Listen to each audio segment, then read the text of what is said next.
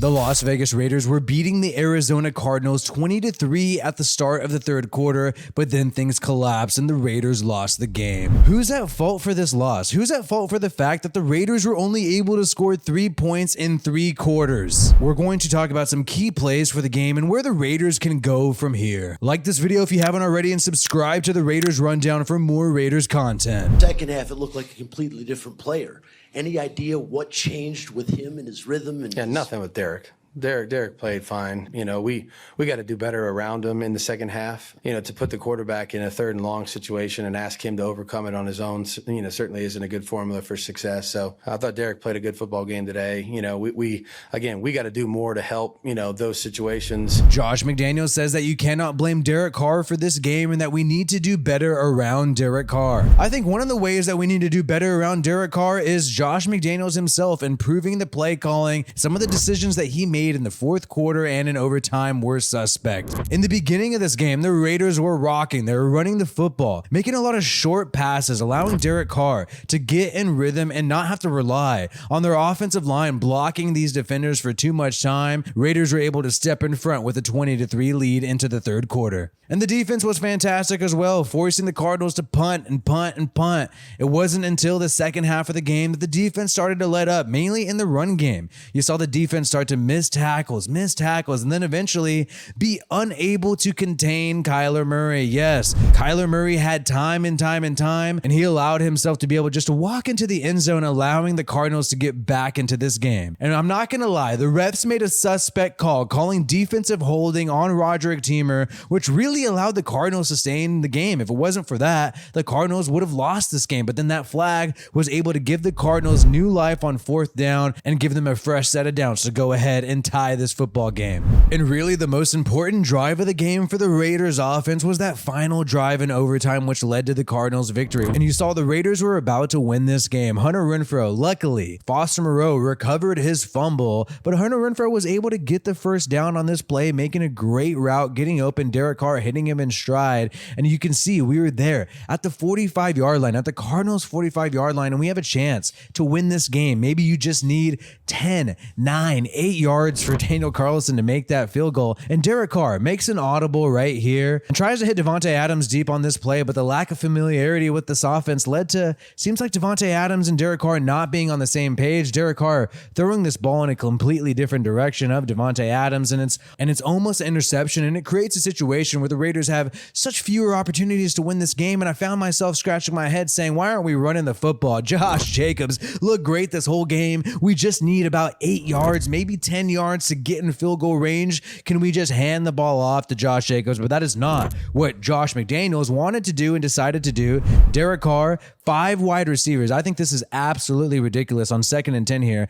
5 wide receivers. Jacobs lined up as a receiver here at the bottom of the screen, but why are we going full pass mode when we were at the 39-yard line? Don't ask me, but this play design, yes, I like the short passing game in the beginning of the game, but Josh McDaniels got a little too comfortable throwing too many short passes, and I think it led to our doom, even though the defense started to adjust. Look at the defense here right now. Despite the fact that we have 5 wide receivers, everybody is playing less than 10 yards from the line of scrimmage. Everybody is playing up, but Josh McDaniels and the Raiders offense in the second half, even though the defense started to play up, decided to continue throwing the ball short. And here we go. Hunter Renfrow on the short flat route. Derek Carr gets it to him a little low, and Renfrow makes a move to give himself a chance to get into field goal range, but he is just unable to maintain his balance and gets hit in the perfect spot, getting that football loose, allowing the Cardinals to win the football game. I can't even watch the rest of this play.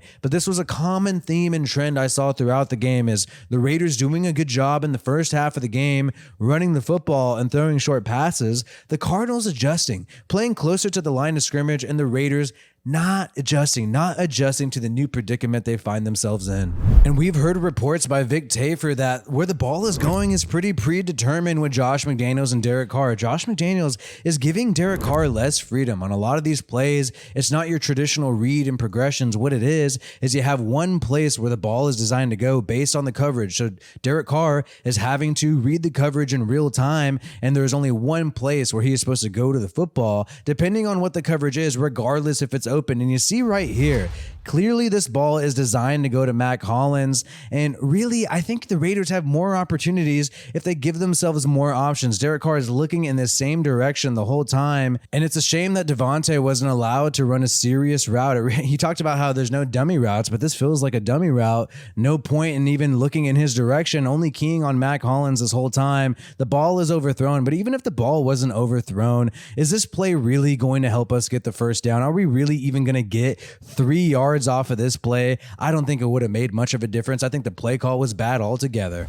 And then you have this situation which happened in the fourth quarter. We're going to have a 2nd and 14 here, and we're going to throw the ball to Darren Waller short, which is quite unfortunate. You have 5 wide receivers. You look at the defense here. They got 3 defensive linemen. They're still playing pretty close. They're all playing within 15 yards. No one is that deep in the backfield, in the secondary right now.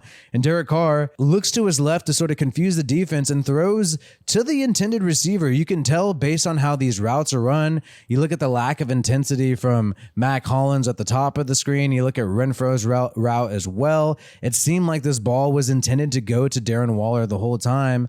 And it's quite unfortunate because you see Davante Adams there. Maybe there's something that could happen if the ball wasn't designed to go to Waller right away from the get-go underneath. But it was maybe a good decision, but Darren Waller is wrapped up pretty quickly, and it's only about a 2 to 3 yard gain, sort of a waste of a play when you think of it in the grand scheme of things. And it seems like you want to give yourself more options, and it seems like with all these plays that Josh McDaniels is designing for Derek Carr, there's only one option that's intended to. Most of the time, there's only one option that Derek Carr is supposed to go to, and he has gone to that option. It just doesn't lead to success because, quite frankly, not that much wiggle room for Derek Carr to make some decisions about where to go with the football. And quite frankly, we've been hearing all offseason by some Raiders fans about how Josh McDaniels is an offensive genius and he's going to, be one of the greatest offensive minds in the NFL, but we have not seen that so far.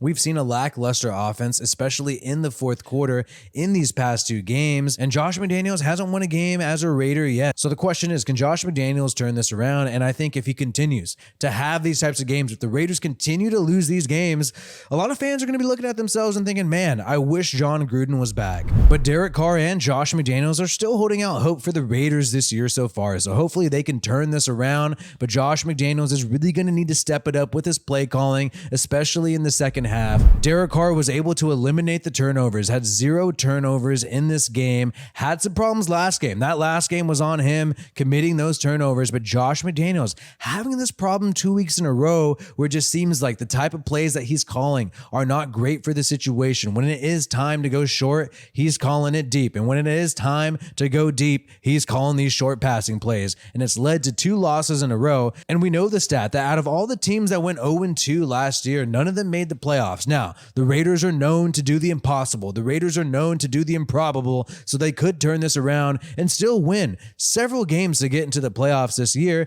And to be truthful, they did play a talented Chargers team last week. The Cardinals are also a talented team. It's not like they're losing to the Jags like this, right? They're actually playing some tough teams, and they're going to have an easier schedule in the middle of the season, but they got the Titans coming up next, the Chiefs coming up next. This team needs to step it up. This run defense needs to step it up. 2 weeks in a row, this run defense has failed tremendously. Derek Carr is seeming to get a little more comfortable, but he needs to get on page with his receivers. We can't have a game where Davante Adams is quiet outside of one 1-yard touchdown pass. And the sad reality is the chemistry between the coach and the players takes some time to develop. So it is a tough task for Josh McDaniels and Derek Carr to gel right away this year. But with the trade for Davante Adams and the signing of Chandler Jones, Dave Ziegler and Josh McDaniels signaled that this team is ready to compete this year and next year seriously for a Super Bowl. So if the Raiders don't get it together right now, that window is going to close real quick. And if Josh McDaniels believed it would take some time for this team to gel together, then he shouldn't have put all of his eggs in one basket and went all in this year and next year. Hopefully they get it together. Like this video if you haven't already, and subscribe to the Raiders Rundown for more Raiders content. My name is WiFiWillie. Peace out, and I hope you have a good one.